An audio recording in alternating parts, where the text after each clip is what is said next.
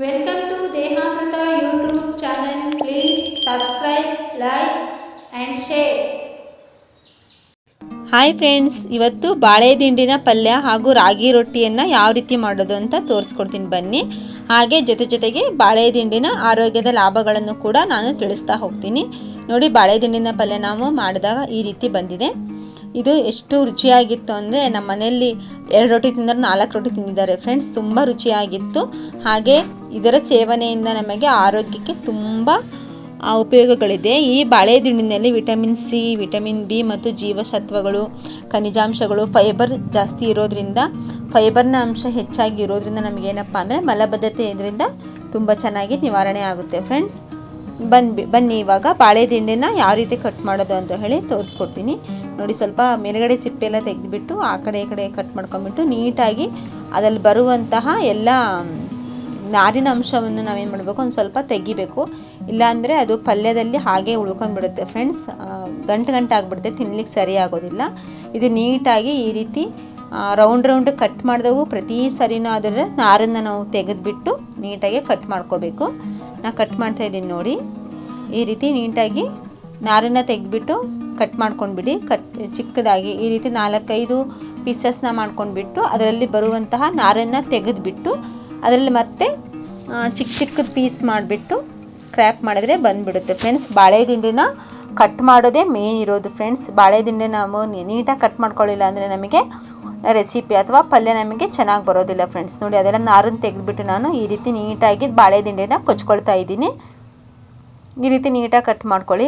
ಈ ರೀತಿ ನಾವು ಕಟ್ ಮಾಡಿಬಿಟ್ಟು ಇದನ್ನು ಜ್ಯೂಸ್ ಕೂಡ ನಾವು ಮಾಡಿಕೊಂಡು ಸೇವನೆ ಮಾಡ್ಬೋದು ಫ್ರೆಂಡ್ಸ್. ಇದರ ಜ್ಯೂಸ್ನ ಸೇವನೆಯಿಂದ ನಮಗೆ ಕಿಡ್ನಿ ಸ್ಟೋನ್ ನಿವಾರಣೆ ಆಗುತ್ತೆ. ಅಷ್ಟೇ ಅಲ್ಲದೆ ಉಷ್ಣದಿಂದ ಬರುವಂತಹ ಪ್ರತಿಯೊಂದು ಕಾಯಿಲೆಗೂ ಇದು ಒಳ್ಳೆ ರಾಮಬಾಣವಾಗಿ ಕೆಲಸ ಮಾಡುತ್ತೆ ಫ್ರೆಂಡ್ಸ್. ನೋಡಿ, ಇವಾಗ ಯಾವ ರೀತಿ ಮಾಡೋದು ಅಂತ ಹೇಳಿ ರೆಸಿಪಿ ನೋಡ್ಕೊಂಡು ಬರೋಣ ಬನ್ನಿ. ಪ್ಯಾನ್ ಇಟ್ಬಿಟ್ಟು ಅದಕ್ಕೆ ಒಂದು ಅರ್ಧ ಟೇಬಲ್ ಟೀ ಸ್ಪೂನಷ್ಟು ಕಾಳು ಮೆಣಸು ಹಾಗೂ ಅರ್ಧ ಟೇಬಲ್ ಟೀ ಸ್ಪೂನಷ್ಟು ಜೀರಿಗೆನ ಹಾಕಿ ನಾನು ಇದನ್ನು ನೀಟಾಗಿ ಫ್ರೈ ಮಾಡ್ಕೊಳ್ತಾ ಇದ್ದೀನಿ. ಜೀರಿಗೆ ಸ್ವಲ್ಪ ಚಟಪಟ ಅನ್ನೋವರೆಗೂ ಫ್ರೈ ಮಾಡಿದರೆ ಸಾಕು ಫ್ರೆಂಡ್ಸ್. ಆದ ನಂತರ ಇದನ್ನು ಒಂದು ಪ್ಲೇಟಿಗೆ ನಾನು ತಗೊಳ್ತೀನಿ. ಇದ್ರ ಜೊತೆಗೆ ಕರಿಬೇವಿನ ಸೊಪ್ಪು ಹಾಕ್ತಾ ಇದ್ದೀನಿ. ಕರಿಬೇವಿನ ಸೊಪ್ಪು ಹಾಕಿಬಿಟ್ಟು ಇದನ್ನು ಸ್ವಲ್ಪ ಫ್ರೈ ಮಾಡ್ಕೋಬೇಕು.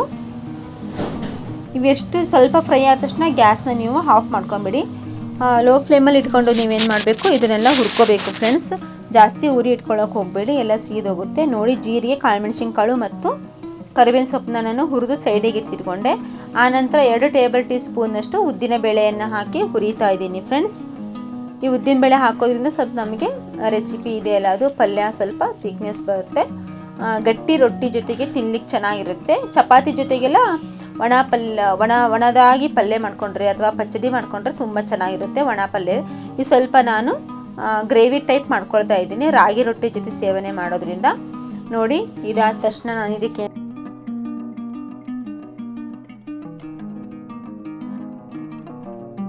ಉದ್ದಿನ ಬೇಳೆ ಜೊತೆಗೆ ನಾನು ಧನಿಯಾ ಅಂದರೆ ಕೊತ್ತಂಬರಿ ಕಾಳನ್ನು ಹಾಕಿಬಿಟ್ಟು ಫ್ರೈ ಮಾಡ್ಕೊಳ್ತಾ ಇದ್ದೀನಿ. ಇದೆಲ್ಲ ಒಂದು ಸ್ವಲ್ಪ ಗಮ್ಮಂತ ಸ್ಮೆಲ್ ಬರೋವರೆಗೂ ಇದೇ ರೀತಿ ಲೋ ಫ್ಲೇಮಲ್ಲಿ ಗ್ಯಾಸ್ನ ಇಟ್ಕೊಂಡ್ಬಿಟ್ಟು ಇದನ್ನು ಚೆನ್ನಾಗಿ ಹುರ್ಕೊಳ್ಳಿ. ನೀವು ಬೇಕಿದ್ರೆ ಒಣಮೆಣಸಿನ್ಕಾಯಿ ಇದ್ದರೆ ಒಣಮೆಣಸಿನ್ಕಾಯಿನೂ ಕೂಡ ನೀವೇನು ಮಾಡ್ಬೋದು, ಹುರಿದು ಹಾಕ್ಕೋಬೋದು. ಒಣಮೆಣಸಿನ್ಕಾಯಿ ನಮ್ಮಲ್ಲಿ ಇಲ್ಲದೆ ಇರೋ ಕಾರಣಕ್ಕೆ ನಾನು ಅಚ್ಚ ಖಾರದ ಪುಡಿನ ಹಾಕ್ತಾಯಿದ್ದೀನಿ ಫ್ರೆಂಡ್ಸ್. ಇದನ್ನು ಒಂದು ಸ್ವಲ್ಪ ನೀಟಾಗಿ ಹುರ್ಕೊಂಡು ತೆಕ್ಕೊಂಡ್ಬಿಡಿ. ನೋಡಿ, ಬಾಳೆ ದಿಂಡಿನ ಸೇವನೆಯಿಂದ ನಮಗೆ ತೂಕ ಇಳಿಕೆಗೂ ಇದು ತುಂಬ ನಮಗೆ ಸಹಾಯ ಆಗುತ್ತೆ ಫ್ರೆಂಡ್ಸ್. ಇದು ವಾರದಲ್ಲಿ 1 ಸರಿ 2 ಸರಿ ಸೇವನೆ ಮಾಡೋದ್ರಿಂದ ತೂಕವನ್ನು ಕೂಡ ನಾವು ಚೆನ್ನಾಗಿ ಇಳಿಕೆ ಮಾಡ್ಕೋಬೋದು. ನೋಡಿ, ಸಾಸಿವೆಯನ್ನು ಹಾಕಿಬಿಟ್ಟು ನಾನು ಕೊನೆಗೆ ಗ್ಯಾಸ್ ಆಫ್ ಮಾಡಿ ಸ್ವಲ್ಪ ಸಾಸಿವೆ ಹಾಕಿ ಹಾಗೆ ಚಟಪಟ ಅನ್ನೋ ಥರ ನೋಡಿ ಯಾವ ರೀತಿ ಚಟಪಟ ಅಂತ ಇದೆ ಅಂತ ಹೇಳಿ.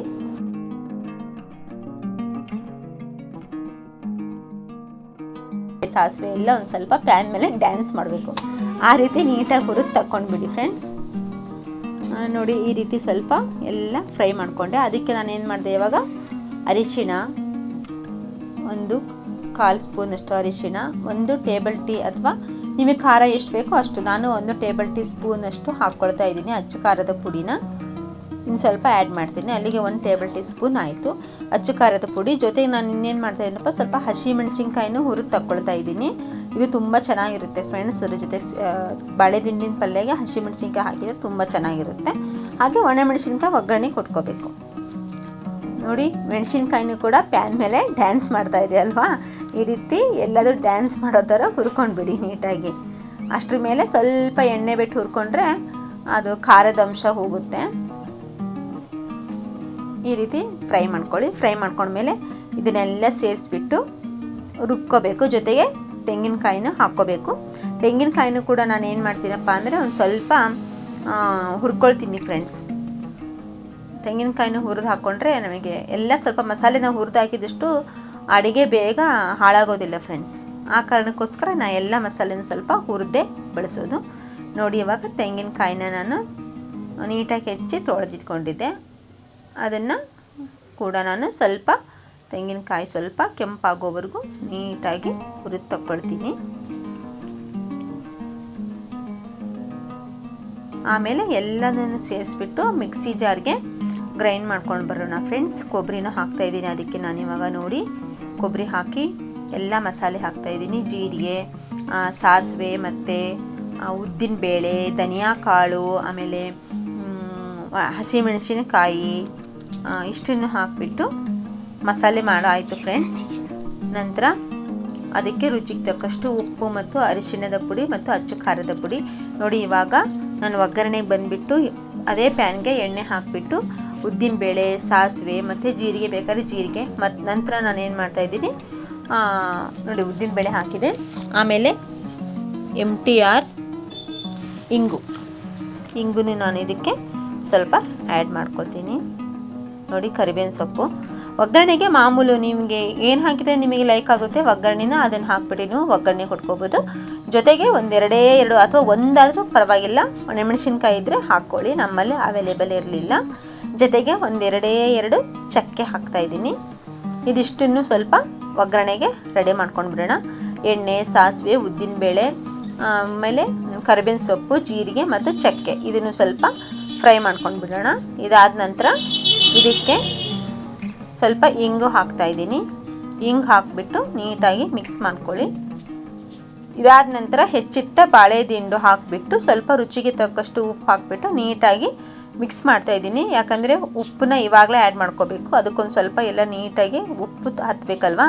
ನಾವು ಇದ್ರ ಜೊತೆಗೆ ಮಸಾಲೆ ಹಾಕಿಬಿಟ್ರೆ ಇದು ಬೇಗ ಬೇಯೋದಿಲ್ಲ ಫ್ರೆಂಡ್ಸ್. ಅದಕ್ಕೇ ನಾನು ಮಸಾಲೆನ ಇದೊಂದು ಸ್ವಲ್ಪ ಬಣ್ಣ ಬದಲಾಗೋವರೆಗೂ ಸ್ವಲ್ಪ ಬೇಯಿಸ್ಕೊಳ್ತೀನಿ. ಆನಂತರ ಅದಕ್ಕೆ ಮಸಾಲೆನ ಮತ್ತು ಕೊನೆಗೆ ಹುಳಿ ಹಿಂಡ್ತೀನಿ ಫ್ರೆಂಡ್ಸ್. ಇವಾಗ ರಾಗಿ ರೊಟ್ಟಿಗೆ ಹೆಸರು ಹಾಕ್ಕೊಳ್ತಾ ಇದ್ದೀನಿ. ನೋಡಿ, ರಾಗಿ ರೊಟ್ಟಿ ಸ್ವಲ್ಪ ನೀರನ್ನು ಕುದಿಲಿಕ್ಕೆ ಇಟ್ಬಿಟ್ಟು ಸ್ವಲ್ಪ ಹಿಟ್ಟು ಹಾಕಿಬಿಟ್ಟು ರುಚಿಗೆ ತಕ್ಕಷ್ಟು ಉಪ್ಪು ಹಾಕಿ ಈ ರೀತಿ ಮಿಕ್ಸ್ ಮಾಡ್ಕೊಳ್ಳಿ. ಮುದ್ದೆ ತಯಾರಿಸ್ತೀವಲ್ಲ ಆ ರೀತಿ ತಯಾರಿಸ್ಕೊಳ್ಳಿ. ನೋಡಿ, ಅವು 2 ಬಟ್ಲು ನಾನು ರಾಗಿ ಹಿಟ್ಟಿಗೆ 1 ಬಟ್ಲು ನೀರು ಹಾಕ್ಕೊಂಡಿದ್ದೀನಿ ಫ್ರೆಂಡ್ಸ್. ನಾನು 2 ಬಟ್ಲು ರಾಗಿ ಹಿಟ್ಟನ್ನು ಯೂಸ್ ಮಾಡಿದೆ. ನಾನು ರೊಟ್ಟಿ ಸ್ವಲ್ಪ ಜಾಸ್ತಿನೇ ಮಾಡಿಟ್ಟೆ, ಸಂಜೆಗೆ ಬೇಕಾಗುತ್ತೆ ಅಂತ ಹೇಳಿ. ಇದನ್ನು ನೀಟಾಗಿ ಸ್ವಲ್ಪ ಮುದ್ದೆ ಆಕಾರದಲ್ಲಿ ಇದನ್ನು ಸ್ವಲ್ಪ ಚೆನ್ನಾಗಿ ಮಿಕ್ಸ್ ಮಾಡ್ಕೊಂಡ್ಬಿಡಿ. ಮಿಕ್ಸ್ ಮಾಡಿ ಸ್ವಲ್ಪ ಮುಖದ ಮೇಲೆ ಮುಚ್ಚಿಟ್ಬಿಟ್ರೆ ಇದೊಂದು ಸ್ವಲ್ಪ ಹಿಟ್ಟು ಅರಳು ಬಂದುಬಿಡುತ್ತೆ. ಹಾಗೆ ಸ್ವಲ್ಪ ತಣ್ಣಗಾಗಿರುತ್ತೆ ಫ್ರೆಂಡ್ಸ್, ಕೂಲ್ ಆಗುತ್ತೆ. ಆಮೇಲೆ ನಾವು ಇದನ್ನು ಸ್ವಲ್ಪ ಚೆನ್ನಾಗಿ ನಾದ್ಕೊಂಡು ರೊಟ್ಟಿನ ತಡ್ಕೋಬೋದು ಫ್ರೆಂಡ್ಸ್. ನೋಡಿ, ತೆಗೆದುಬಿಟ್ಟು ಇದು ಮುಖದ ಮೇಲೆ ಸ್ವಲ್ಪ ನೀರು ಚಿಮ್ಕಿಸ್ಬೇಕು ಫ್ರೆಂಡ್ಸ್. ನೋಡಿ, ನೀರು ಹಸಿ ಕೈ ಮಾಡ್ಕೊಂಡ್ಬಿಟ್ಟು ಅದರದ್ದು ಪೂರ್ತಿ ಇದು ಚಮಚಗೆಲ್ಲ ಹತ್ತಿರುತ್ತಲ್ಲ ಸ್ಪೂನಿಗೆ, ಅದನ್ನು ನೀಟಾಗಿ ಹಿಟ್ಟನ್ನು ತೆಗೆದು ಮತ್ತು ಅದಕ್ಕೆ ಹಾಕ್ಕೊಂಡು ಬಿಡೋಣ. ಸ್ವಲ್ಪ ಹಸಿ ಕೈ ಮಾಡಿಕೊಂಡ್ರೆ ಕೈ ಬಿಸಿ ತಾಕೋಲ್ಲ. ಈ ರೀತಿ ತೆಗೆದು ಹಾಕಿಬಿಡೋಣ. ಹಾಕಿ ಒಂದು ಸ್ವಲ್ಪ ನೀರು ಚಿಮ್ಕಿಸಿ ನಾವೇನು ಮಾಡ್ತೀವಿ ಅಂದರೆ ಮುಖದ ಮೇಲೆ ಮುಚ್ಚಿಬಿಟ್ಟು ಸ್ವಲ್ಪ ಸ್ಟಿಮ್ಗೆ ಇಡೋಣ. ಆನಂತರ ಇದು ಸ್ವಲ್ಪ ಆರಿದ ನಂತರ ನಾವೇನು ಮಾಡೋಣ, ರಾಗಿ ರೊಟ್ಟಿನ ತಯಾರಿಸ್ಕೊಳ್ಳೋದು ಹೇಗೆ ಅಂತ ನೋಡೋಣ. ರಾಗಿ ರೊಟ್ಟಿ ಆಲ್ಮೋಸ್ಟ್ ಎಲ್ಲರಿಗೂ ಮಾಡ್ಲಿಕ್ಕೆ ಬರುತ್ತೆ ಅಂದ್ಕೊಳ್ತೀನಿ. ಮಾಡ್ಲಿಕ್ಕೆ ಬರದೇ ಇರೋರಿಗೆ ರೊಟ್ಟಿ ಮಾಡೋದು ಹೇಗೆ ಅಂತ ತೋರಿಸ್ತಾ ಇದ್ದೀನಿ. ನಿಮಗೆ ರೊಟ್ಟಿ ಮಾಡೋಕ್ಕೆ ಬರುತ್ತಪ್ಪ ಅಂದರೆ ವಿಡಿಯೋನ ಆರಾಮ್ಸೆ ನೀವು ಸ್ಕಿಪ್ ಮಾಡಿ ಕೊನೆಗೆ ಬಾಳೆದಿಂಡಿನ ಪಲ್ಯನ ಮಾಡೋದು ತೋರಿಸಿದ್ದೀನಿ. ಆನಂತರ ನೀವು ಅದನ್ನು ಬೇಕಿದ್ರೆ ನೋಡ್ಕೋಬೋದು ಫ್ರೆಂಡ್ಸ್. ಮಧ್ಯೆ ರಾಗಿ ರೊಟ್ಟಿದು ವಿಡಿಯೋ ಹಾಕಿಬಿಟ್ರು ಮತ್ತು ದಿಂಡಿನ ಪಲ್ಯದ್ದು ಇದು ಮಾಡಿದ್ರು ಅಂತ ಅಂದ್ಕೋಬೇಡಿ. ಬೇಕಾದ್ರೆ ನೀವು ಸ್ಕಿಪ್ ಮಾಡಿಬಿಟ್ಟು ನೋಡಿ, ಬೇಕಾದವರು ನೋಡ್ಕೊಳ್ಳಿ ಅಂತ ಹೇಳಿ ಹಾಕಿದ್ದೀನಿ. ನೋಡಿರಿ, ಬಾಳೆ ದಿಂಡನ್ನು ಸತತವಾಗಿ ನಾವು ಸೇವನೆ ಮಾಡೋದ್ರಿಂದ ದೇಹದ ಉಷ್ಣತೆಯನ್ನು ಕಡಿಮೆ ಮಾಡುತ್ತೆ. ಅಲ್ಲದೆ ಕಿಡ್ನಿಯಲ್ಲಿರೋ ಕಲ್ಲುಗಳು ಕರಗಲಿಕ್ಕೆ ಇದು ತುಂಬ ಸಹಾಯ ಮಾಡುತ್ತೆ. ಕಿಡ್ನಿಯಲ್ಲಿನ ಕ್ಯಾಲ್ಸಿಯಂ ಶೇಖರಣೆಯಾಗಿ ಗಟ್ಟಿಯಾದ ಕ್ಯಾಲ್ಸಿಯಂನ ಇದು ಹೊರ ಹಾಕಲಿಕ್ಕೆ ನಮಗೆ ತುಂಬ ಸಹಾಯ ಮಾಡುತ್ತೆ. ಇದರಿಂದ ನಾವು ತೂಕವನ್ನು ತುಂಬ ಚೆನ್ನಾಗಿ ಇಳಿಕೆಯನ್ನು ಮಾಡ್ಕೋಬೋದು ಫ್ರೆಂಡ್ಸ್. ಇದರಿಂದ ತುಂಬ ಚೆನ್ನಾಗಿ ನಾವು ತೂಕನ ಇಳಿಸ್ಕೋಬೋದು. ಇದರಲ್ಲಿ ನೀರಿನ ಅಂಶ ಹೆಚ್ಚಾಗಿ ಇರೋದ್ರಿಂದ ತೂಕ ಇಳಿಕೆಗೆ ತುಂಬ ಸಹಾಯ ಆಗುತ್ತೆ. ಹಾಗೆ ಇದರಲ್ಲಿ ಫೈಬರ್ ಅಂಶ ಜಾಸ್ತಿ ಆಗಿರೋದ್ರಿಂದ ಏನಾಗುತ್ತಪ್ಪ ಅಂದರೆ ಮಲಬದ್ಧತೆ ನಮಗೆ ನಿವಾರಣೆ ಆಗುತ್ತೆ. ಈ ದಿಂಡಿನಲ್ಲಿ ನೀರಿನಂಶ ಹೆಚ್ಚಾಗಿರೋದ್ರಿಂದ ಹೊಟ್ಟೆಯಲ್ಲಿ ಹಸಿವು ನಮಗೆ ತಿಂದ ಮೇಲೆ ಅಷ್ಟೊಂದು ಹಸಿವು ಅನಿಸೋದಿಲ್ಲ. ದೀರ್ಘಕಾಲದವರೆಗೆ ನಮಗೆ ಹಸಿವಿನ ಅನುಭವನೇ ಆಗೋದಿಲ್ಲ, ಹೊಟ್ಟೆ ತುಂಬಿದಂಗಿರುತ್ತೆ. ಅಷ್ಟೇ ಅಲ್ಲದೆ ಗ್ಯಾಸ್ಟ್ರಿಕ್ ಸಮಸ್ಯೆ ಕೂಡ ಈ ದಿಂಡಿನಿಂದ ನಮಗೆ ನಿವಾರಣೆ ಆಗುತ್ತೆ. ಈ ಬಾಳೆ ದಿಂಡಿನ ರಸ ಅದನ್ನು ಗಿಡನ ಕಡಿದು ಬಿಡ್ತಾರಲ್ವ, ಅದರಲ್ಲಿ ಸ್ವಲ್ಪ ತೆಗ್ ಮಾಡಿಬಿಟ್ಟು ಅದಕ್ಕೆ ಸ್ವಲ್ಪ ಬಾಳೆ ಎಲೆ ಹಾಕಿಬಿಟ್ಟು ಪ್ಯಾಕ್ ಮಾಡಿ ಮಾರನೇ ದಿನ ಹೋದರೆ ನಮಗೆ ಅದರಲ್ಲಿ ಶುದ್ಧವಾದ ಬಾಳೆ ದಿಂಡಿನ ರಸದ ನೀರು ಸಿಗುತ್ತೆ ಫ್ರೆಂಡ್ಸ್. ಅದರ ಸೇವನೆಯಿಂದ ನಮಗೆ ಕಿಡ್ನಿಯಲ್ಲಿಯೇ ಸ್ಟೋನ್ ಹಾಗೆ ಮಲಬದ್ಧತೆ ನಿವಾರಣೆ ಆಗಲಿಕ್ಕೆ ನಮಗೆ ತುಂಬ ಸಹಾಯ ಮಾಡುತ್ತೆ. ಇದರದ್ದು ಸೇವನೆಗಿಂತನೂ ಪಲ್ಯ ಮಾಡ್ಕೊಂಡು ತಿನ್ನೋದಕ್ಕಿಂತನೂ ಇದನ್ನು ಹಸಿಯಾಗಿ ಜ್ಯೂಸ್ ರೀತಿಯಲ್ಲಿ ಸೇವನೆ ಮಾಡೋದು ತುಂಬ ಉತ್ತಮ ಫ್ರೆಂಡ್ಸ್. ಇದನ್ನು ಕಿಡ್ನಿಲಿ ಕಲ್ಲಿರೋರಿಗೆ ಇದರ ರಾಮಬಾಣವಾಗಿ ಕೆಲಸ ಮಾಡುತ್ತೆ ಅಂದರೆ ತಪ್ಪಾಗೋದಿಲ್ಲ ಅನಿಸುತ್ತೆ. ಮೂತ್ರಕೋಶದಲ್ಲಿನ ಕಲ್ಲನ್ನು ಕರಗಿಸೋದಲ್ಲದೆ ಅದರ ಸೋಂಕು ಮೂತ್ರಕೋಶದಿಂದ ಸೋಂಕು ಆಗಿರುತ್ತಲ್ಲ, ಉರಿ ಮೂತ್ರ ಆಗಿರುತ್ತೆ, ಹಿಂಗೆಲ್ಲ ಆಗಿರುತ್ತಲ್ವ, ಮೂತ್ರ ಮಾಡುವಾಗ ಉರಿ ನೋವು ಬರ್ತಿರುತ್ತೆ, ಆವಾಗ ಸ್ವಲ್ಪ ಮೂತ್ರ ಬರ್ತಿರುತ್ತಲ್ಲ, ಆವಾಗ ತಕ್ಷಣಕ್ಕೆ ಇದರ ಜ್ಯೂಸ್ ಸೇವನೆಯಿಂದ ನಮಗೆ ಎಷ್ಟು ಒಳ್ಳೆಯ ಪರಿಣಾಮ ನಮಗೆ ಸಿಗುತ್ತೆ ಅಂದರೆ ಫ್ರೆಂಡ್ಸ್, ತುಂಬ ಚೆನ್ನಾಗಿ ಒಳ್ಳೆ ರಿಸಲ್ಟ್ ನಮಗೆ ಸಿಗುತ್ತೆ. ಬನ್ನಿ ಇವಾಗ ರಾಗಿ ರೊಟ್ಟಿ ರೆಡಿ ಆಯಿತು ಫ್ರೆಂಡ್ಸ್. ನಾನು ಕಲಸಿದಂಥ ಹಿಟ್ಟಲ್ಲಿ 15 ರಾಗಿ ರೊಟ್ಟಿಗಳನ್ನ ನಾನು ಮಾಡಿ ತೆಗೆದೆ. ರಾಗಿ ರೊಟ್ಟಿಗಳೆಲ್ಲ ಬಿಸಿ ಆಯಿತು ಫ್ರೆಂಡ್ಸ್. ಇವಾಗ ಬಾಳೆಕಾಯಿ ಪಲ್ಯನ ಬೇಯಿಸ್ಕೊಂಡಿದ್ವಲ್ಲ, ಒಗ್ಗರಣೆ ಹಾಕಿಬಿಟ್ಟು ಅದಕ್ಕೆ ಇವಾಗ ಮತ್ತೇನೇನು ಆ್ಯಡ್ ಮಾಡೋದಂತ ನೋಡೋಣ. ಮಡಿಕೆ ಕಾಳು ಮತ್ತು ಕಡಲೆಬೇಳೆ ನಾನು ನೈಟ್ ನೆನೆ ಹಾಕಿದ್ದೆ ಫ್ರೆಂಡ್ಸ್. ಇದನ್ನು ನಾನೇನು ಮಾಡ್ತೀನಪ್ಪ ಇವಾಗ ಅಂದರೆ ಈ ಪಲ್ಯಗೆ ಆ್ಯಡ್ ಮಾಡ್ತೀನಿ. ಇದು ಮಧ್ಯೆ ಮಧ್ಯೆ ಕಾಳುಗಳು ಸಿಗ್ತಾಯಿದ್ರೆ ಪಲ್ಯ ತುಂಬ ಟೇಸ್ಟಾಗಿರುತ್ತೆ. ಕಡಲೆಬೇಳೆ ಚೆನ್ನಾಗಿರುತ್ತೆ ಫ್ರೆಂಡ್ಸ್ ಇದ್ರ ಜೊತೆಗೆ. ಹಾಗೆ ಒಬ್ಬೊಬ್ಬರು ಕಡಲೆಕಾಳನ್ನು ಕೂಡ ಹಾಕಿ ಮಾಡ್ಕೊಳ್ತಾರೆ. ಇದು ಕಡಲೆಕಾಳು ಮತ್ತು ಮಡಿಕೆ ಕಾಳು ಹಾಕಿರೋದು, ಮಸಾಲೆ ಹಾಕಿರೋ ವಿಡಿಯೋ ಮಿಸ್ ಆಗಿಬಿಟ್ಟಿದೆ ಫ್ರೆಂಡ್ಸ್. ಇವಾಗ ಪಲ್ಯ ಕುದೀತಾ ಇದೆ. ಇದೆಲ್ಲ ಹಾಕಿದ ಮೇಲೆ ಒಂದು ಸ್ವಲ್ಪ 2 ರಿಂದ 3 ನಿಮಿಷ ಕುದ್ರೆ ಸಾಕು. ನನ್ನ ಜೊತೆಗೆ ಏನು ಮಾಡ್ತಾಯಿದ್ದೀನಿ, 1 ನಿಂಬೆ ಹಣ್ಣಿನ ಗಾತ್ರದಷ್ಟು ಹುಣಸೆ ಹಣ್ಣನ್ನು ನೆನೆ ಇಟ್ಟು ಅದರ ರಸ ತೆಗೆದುಬಿಟ್ಟು ಅದಕ್ಕೆ ಆ್ಯಡ್ ಮಾಡ್ತಾಯಿದ್ದೀನಿ. ಸ್ವಲ್ಪ ಹುಳಿ ಬೇಕಲ್ವ, ಟೊಮೊಟೊನೂ ಹಾಕಿಲ್ಲ ನಾವು. ಟೊಮೊಟೊ ಹುಳಿ ಎಲ್ಲ ಮೊದಲೇ ಹಾಕಿಬಿಟ್ರೆ ಕೆಲವೊಂದು ಪದಾರ್ಥಗಳು ಬೇಯೋದಿಲ್ಲ ಬೇಗ. ಅದಕ್ಕೆ ಏನು ಮಾಡಬೇಕು, ಪಲ್ಯ ಎಲ್ಲ ಆದಮೇಲೆ ನಾವು ಕೊನೆಗೆ ಹುಣಸೆ ಹುಳಿನ ಹಿಂಡ್ಕೋಬೇಕು ಫ್ರೆಂಡ್ಸ್.